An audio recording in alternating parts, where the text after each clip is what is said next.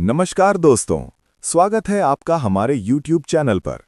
आज हम पढ़ेंगे 5 फरवरी 2026 के महत्वपूर्ण करंट अफेयर्स, जो सभी प्रतियोगी परीक्षाओं जैसे यूपीएससी, एसएससी, बैंकिंग, रेलवे और स्टेट एग्जाम्स के लिए बेहद महत्वपूर्ण हैं।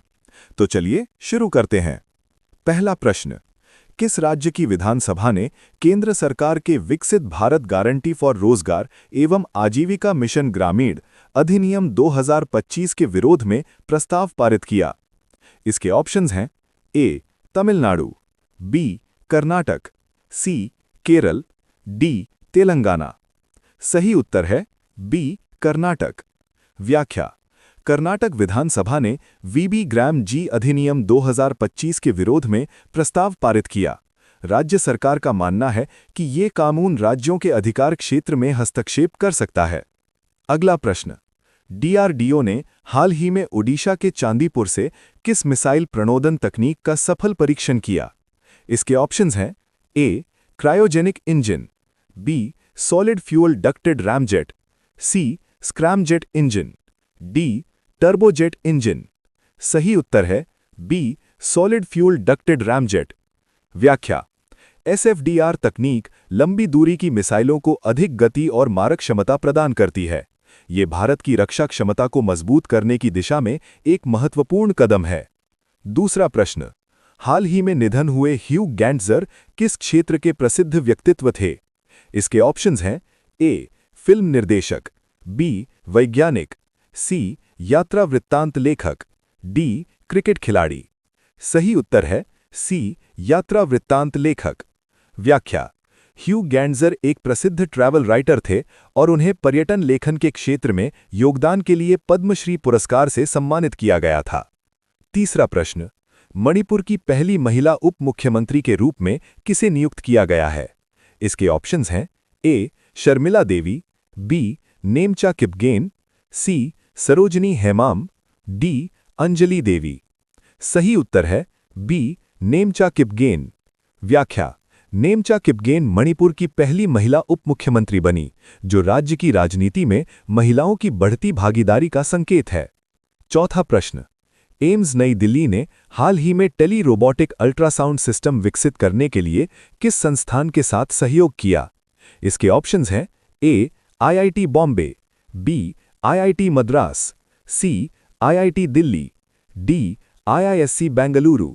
सही उत्तर है सी आईआईटी दिल्ली। व्याख्या: एम्स नई दिल्ली और आईआईटी दिल्ली के सहयोग से विकसित ये तकनीक दूरस्थ क्षेत्रों में बेहतर स्वास्थ्य सेवाएं उपलब्ध कराने में सहायक होगी। पांचवा प्रश्न, हाल ही में राष्ट्रपति द्रौपदी मुर्मू ने किस पूर्वोत्तर राज्य से राष्ट्रपति शासन हटाने की मंजूरी दी? इसके ऑप्शंस हैं ए नागालैंड, बी मणिपुर, सी मिजोरम, डी त्रिपुरा। सही उत्तर है बी मणिपुर। व्याख्या: मणिपुर में राष्ट्रपति शासन हटने के बाद राज्य में नई सरकार के गठन का मार्ग प्रशस्त हुआ। छठा प्रश्न, भारत में ब्रिक्स औद्योगिक दक्षता केंद्र के रूप में किस संस्था को नामित किया गया है?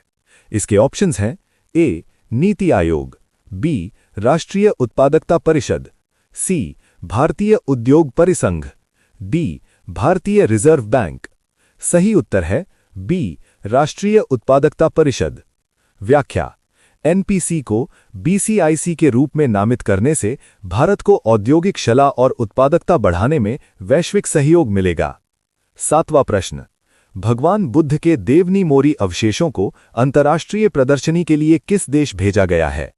इसके ऑप्शंस हैं ए नेपाल, बी भूटान, सी श्रीलंका, डी थाईलैंड। सही उत्तर है सी श्रीलंका। व्याख्या: देवनी मोरी के अवशेषों को बौद्ध सांस्कृतिक संबंधों को मजबूत करने और अंतर्राष्ट्रीय प्रदर्शनी के लिए श्रीलंका भेजा गया है। आठवां प्रश्न, लुइस इनासियो लूला दा सिल्वा किस देश के राष्ट्रपति हैं? इसके ऑप्शंस हैं ए अर्जेंटीना, बी ब्राजील, सी चिली, डी पेरू।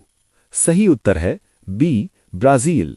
व्याख्या: लुइस इनासियो लूला दा सिल्वा ब्राजील के राष्ट्रपति हैं और भारत ब्राजील संबंधों को मजबूत करने के लिए उनकी यात्रा महत्वपूर्ण मानी जा रही है।